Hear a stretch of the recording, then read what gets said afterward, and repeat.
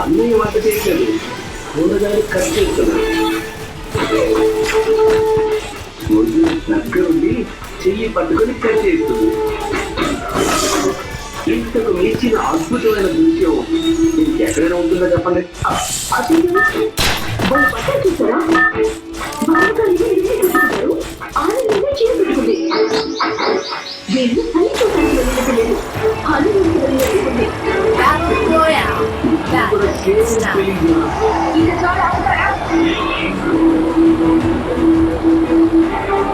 అధికారులు ఆ village book లో అమ్మాయి ఎంత అందంగా ఉన్నారో ఒకసారి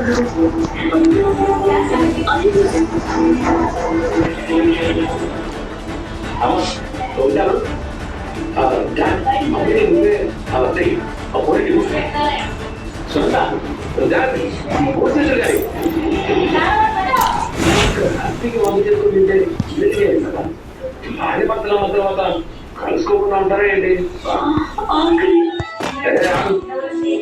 మా మమ్మీయే భోజనం చేయకుండా కోపంగా వెళ్ళిపోతే నువ్వే చేస్తావు.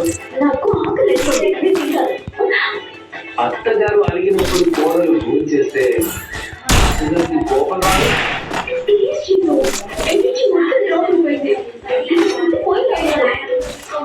నీది గట్టి ప్రాణం అంత తేలికపోదు.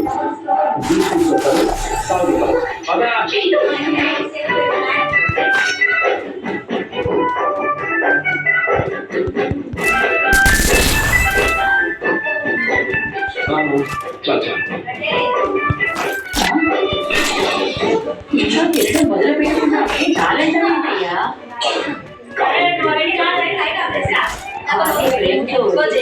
కాదనకూడదయ్యా. అమ్మా ఇంకొంచెం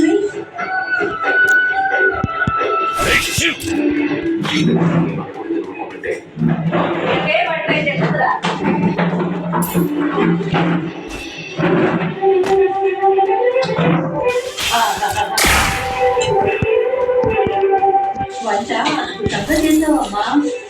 కూర ఎంత కమ్మగా ఉందో. ఎంతైనా నీ భర్త అదృష్టవంతుడు.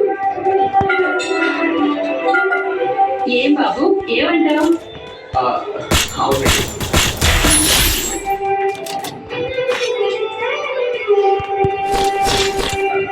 ఇంతకీ వంట ఎలా ఉందో నువ్వు చెప్పలేదేంటి బాబు?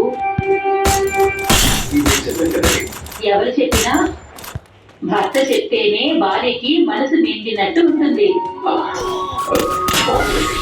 బాగుందిలేంటి ఏంటి బాగోలేదా? బాగుందంటే ఇలాగైనా చెప్పేది. ఆయన ఎలా పడుతున్నావా ఇలాంటి భర్తతోటి? సాయం చేయడానికి మొహమాట పడతాడు, బాగుందని చెప్పడానికి మొహమాట పడతాడు. మరీ ఇంత మొహమాట అయితే ఎలా అమ్మా? ఇదిగో బాబు నీకు మాట చెప్పనా? తల్లి దగ్గర కొన్ని మాటలు చెప్పడానికి ఇబ్బంది పడతారేమో, కానీ భార్య దగ్గర ఏదైనా చెప్పచ్చు.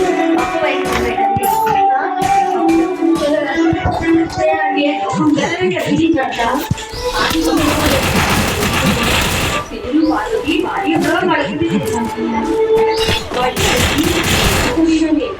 కానీ దాంపత్యం మొదలైన తర్వాత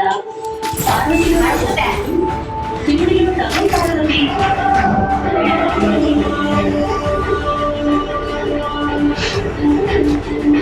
ఈ అర్ధనారీశ్వర స్వరూపం లోకానికి చెప్పే నీతి ఏమంటే పెళ్ళం ఎలాగైనా చేసుకొచ్చేరు. ఆవిడ ఆలోచనలు ఎలాగైనా కావచ్చు, ఆవిడ కోరికలు ఎలాంటివైనా కావచ్చు, ఆవిడ ఆహారపు అలవాట్లు ఏమైనా కావచ్చు. అలాగే భర్త కూడా ఎలాగైనా ఉండొచ్చు. కానీ వాళ్ళిద్దరూ ఒక్కసారి సంసారం మొదలుపెట్టిన తర్వాత రెండు ఆలోచనలు, రెండు కోరికలు, రెండు జీవితాలు ఉండవు. ఒక్కటే ఆలోచన, ఒక్కటే కోరిక, ఒక్కటే జీవితం. అర్ధనారీశ్వర స్వరూపానికి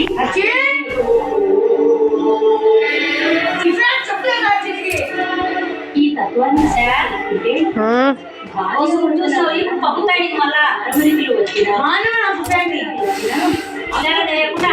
అహంకారాలు అలా ఓవర్ చూపించడమే అందుకని అద్దంలో అసలు ఇది చేస్తున్నావా? తప్పు అంటే నీది అని వేలెత్తి చూపించకూడదు. అలా చూపించుకోవాల్సి వస్తే ఎవరికి చూపించుకోవాలి? ఇద్దరు ఒక్కరైనప్పుడు ఏ ఒక్కరు మరొకరిని నిందించినా ఇద్దరిని నిందించుకున్నట్టే.